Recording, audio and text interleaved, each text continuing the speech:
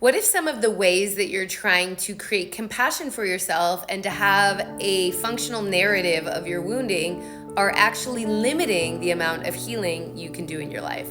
This is common. Basically, to summarize the problem, that most of us are dismissing our core wound in a way that was alarmingly similar to how we felt when we were kids. Let me explain. Some of the messaging to do this comes from like mindset or manifest your world reality, where instead of feeling the part of us that feels like a worthless sack of whatever, we're trying to tell ourselves, no, you're good, you're beautiful, you're lovable, you're worthy. Or we're trying to fabricate a felt sense of something so that we can try to create what we want in our lives. Now, of course, I believe that how we feel about ourselves will impact what we create in our lives, like we will manifest.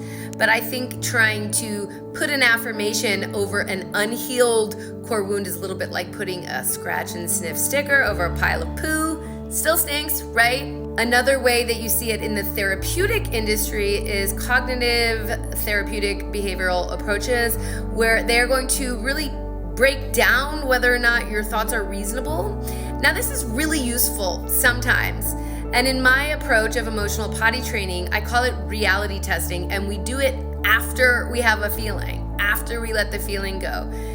Doing it instead of having the feeling is the metaphoric equivalent of getting cut when you're out in the world, maybe out in the wild, getting dirt, gravel, nasty stuff in your cut, and stitching it up or bandaging it up without washing it out.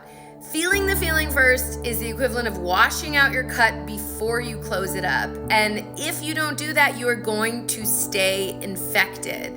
It gets gnarly. So what am I suggesting instead? What I'm suggesting instead is you learn the tools to, with agency and choice, turn toward your hard feelings, get close enough to them to actually feel how true they feel in your bones, and then be willing to become the part of yourself momentarily that feels like you actually do suck in order to release the pain of that from your system, and then at that point start to recover, which is a series of things like coming back into your grown-up sense of self, doing that reality testing where you're like, is this true? And also taking good care of yourself. If you want to learn more about that, and that is to me the difference between people who actually heal themselves versus people who just hobble around injured, make sure you're like in my wheelhouse, get on my email list, and buy my book right now.